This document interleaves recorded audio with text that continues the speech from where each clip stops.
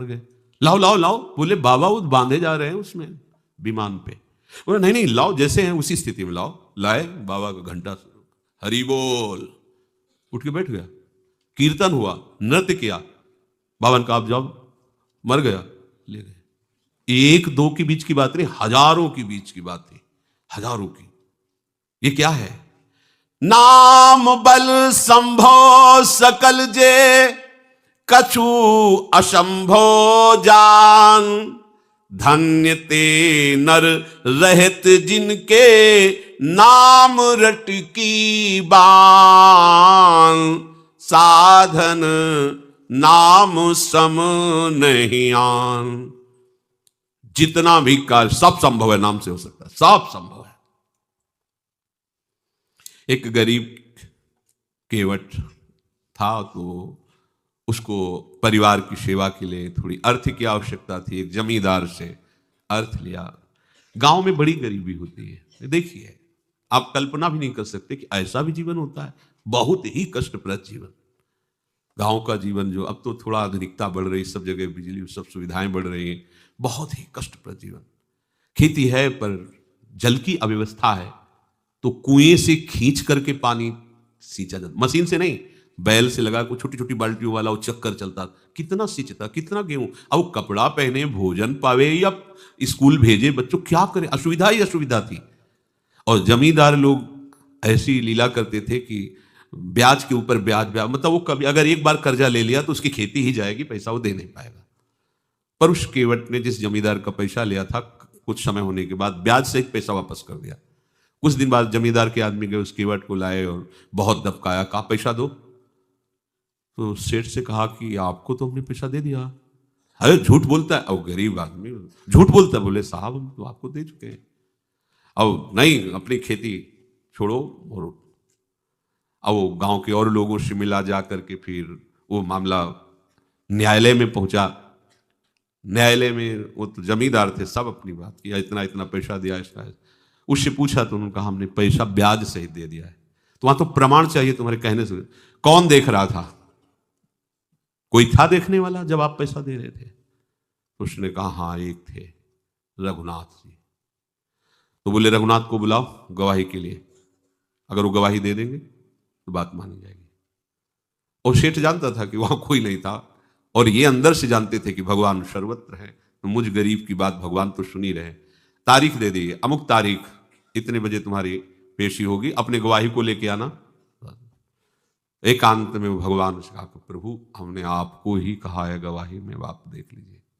पक्का विश्वास था, भगवान दीन बंधु है, भगवान गरीब निवाज है।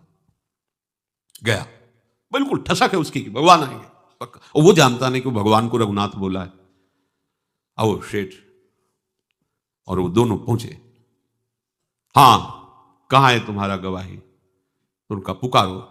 तो जो पुकार दे, रघुनाथ हाजिर हो।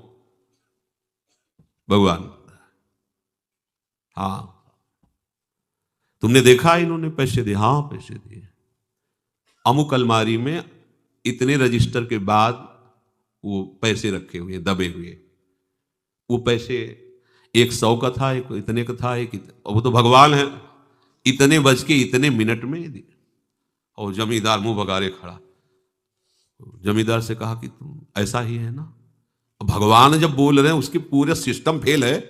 जो भगवान कह रहे हो बस वैसे खोपड़ी हिलाता जा रहा है। हाँ हाँ। उसको दंड मिला और उसी दिन से वो विरक्त हो गया जो केवट था। अरे भगवान मेरी बात सुनिए, भजन भगवान का बड़ा प्रताप है, भगवान का आश्रय, भगवान का संभव को असंभव कर दे, बड़ी महिमा।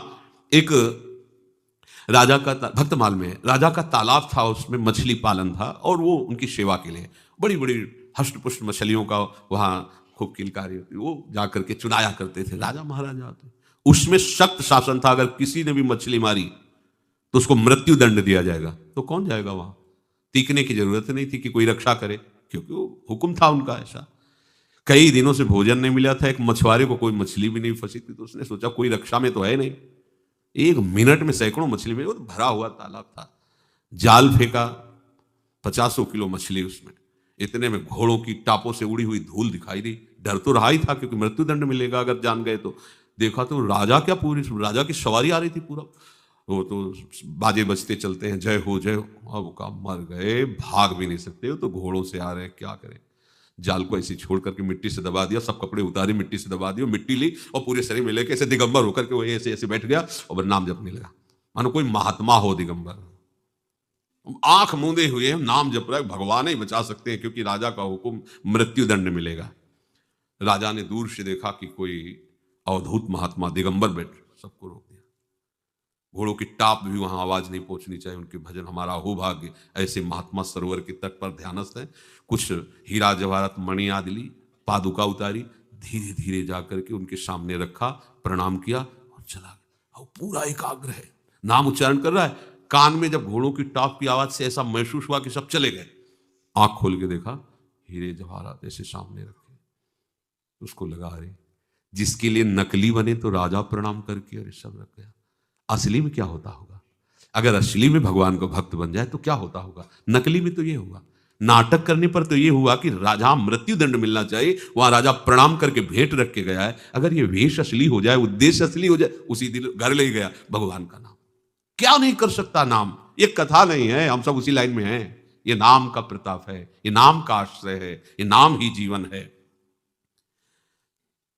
पाप पुंज प्रजारि बेहित, प्रबल पावक खान, होत छिन महछार निकषत, नाम जानी अजानी साधन, नाम श्रम नहीं आन।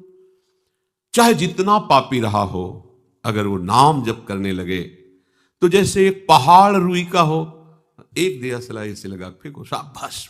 ऐसे ही नाम प्रज्वलित आग है, एक क्षण में सारे पापों को नष्ट करने की सामर्थ्य रखता है।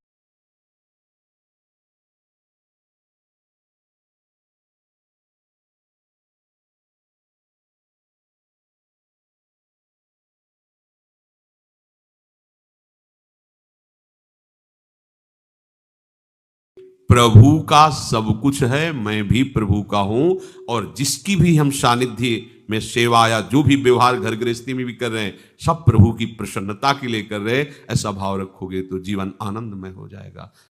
भगवत मार्ग में सबसे ज्यादा गंदगी पैदा करके हृदय को भगवान से विमुख करने वाला आचरण है काम।